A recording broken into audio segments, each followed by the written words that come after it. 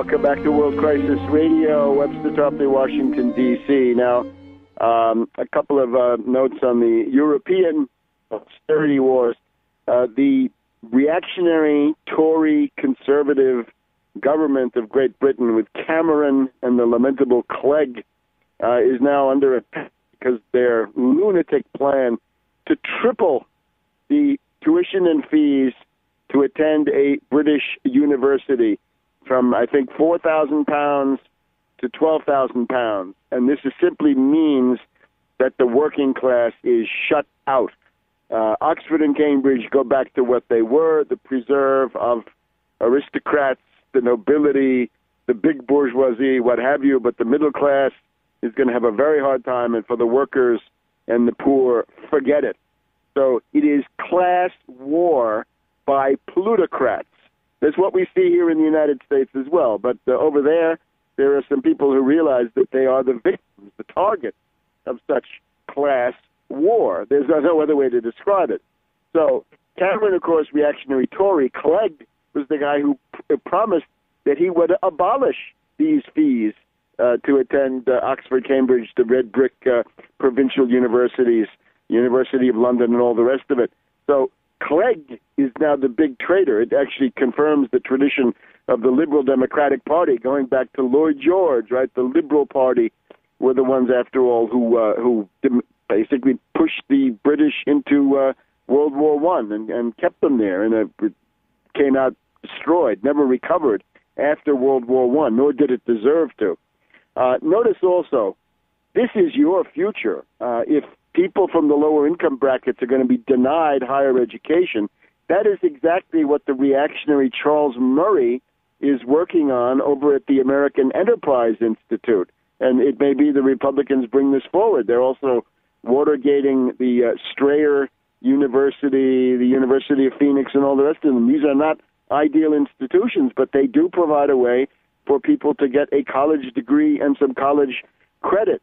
The future under these reactionaries, under the cokeheads, the coke fiends, the Schultz, Rupert Murdoch faction of the U.S. ruling class, is that 95% of the people who presently go to college will not, because the oligarchs don't want to be taxed for this. They don't want to pay. It's going to be an oligarchical privilege, only elitists, only aristocrats, only the upper class. It means, therefore, that the possibility of social upward mobility becomes even more constricted than the wretched level we see now. The social mobility in the United States has been falling ever since the New Deal ran out of steam in the 1960s, and now they're going to positively take this to absurd lengths. Now, it's nice to see these protests. It's nice to see Britain wake up. On the other hand, it's very nice to see probably the first action against the royal family in quite a while, right? With Charles and Camilla in the limousine with a bunch of anarchists smashing their windows and hitting their limousine with paint. I'm sure the Queen is very vexed, and she'll probably try to find a way not to pay for the damages herself. She wants the insurance companies to pay, I'm sure, rich as she is. So they were chanting, "Off with their heads, off with their heads." Now, the last time that was done was King Charles I back in the 1640s. So it's very, very interesting. On the other hand, as amusing and entertaining and encouraging, fundamentally, as it is to see people fighting, this ultimately leads to nothing. When they interview these kids, what is it that you demand? Well, we shouldn't have to pay for this. What's your program? How do you propose to organize it, if not this way? We've just done it. No cutting, no gutting. Tax Wall Street. Tax the City of London. No cutting, no gutting. Tax the City of London. Robin Hood tax. In the U.S., it's the fraud closures that are very big. Over there, it would be seize the Bank of England, issue £2 trillion, and begin rebuilding the country, begin rebuilding the rail system, the energy system, the water system. Some of these are left over from the era of Dickens and Scrooge that we're going to be seeing so much of in the coming weeks with the Christmas Carol on television all the time. Some of this stuff has been around since the age of Scrooge. So it's time to rebuild Britain. A country like this has got to have a space program. A country like this has got to use the tradition of very strong biomedical research. Remember, Watson and Crick, the genome, this comes out of British laboratories to a significant degree. They had a big role in the genome project back in 2000 and in the years leading up to that. And there's also the question of high-energy physics, right? These British laboratories have a worthwhile tradition. It's a tremendous asset for humanity.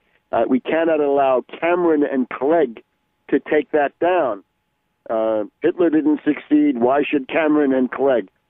Now, changing gears, the WikiLeaks. I'm happy to say this past week, on the 7th of December, there was a wire by ANSA, the national Italian news agency, which is now available on a couple of hundred websites, which is an interview with me, and I say that Julian Assange and WikiLeaks are a striptease by the CIA. That is, they are a self-exposure. They are a limited hangout, I guess we can say.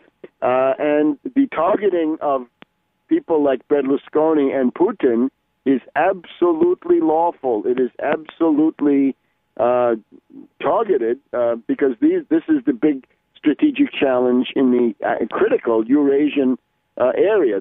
The strategic alliance between Russia and Italy is the target, the South Stream pipeline, and everything else. Now, there's a tremendous campaign over there to overthrow Berlusconi, to bring him down as early as this month. We've just had the neo-fascist, and this is not made up, this is officially a neo-fascist by the name of Fini. He is the right-wing defector from the Berlusconi government, and he's just been over here in Washington getting his orders, getting his marching orders and his instructions on how to overthrow the Italian government, right? This used to be the specialty of Ugo Lamalfa way back when, right? The killer of Italian governments. But now maybe Fini wants to get that role. The other side of it is you see that this thing that WikiLeaks released, the nodal strategic points around the world, which could really damage the U.S.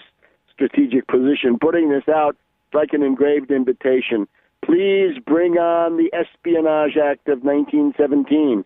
Remember the last time we had a Wall Street puppet, pedantic professor in the White House? It was, at least on the Democratic side, it was Woodrow Wilson. The Espionage Act of 1917, if you said, I like beer, you could be thrown in jail as a German sympathizer, and thousands were. So that's where WikiLeaks is taking us. Don't follow it. Denounce it. Assange is a zombie from the world of MK Ultra. We want no part of it. We will be back in a minute, though.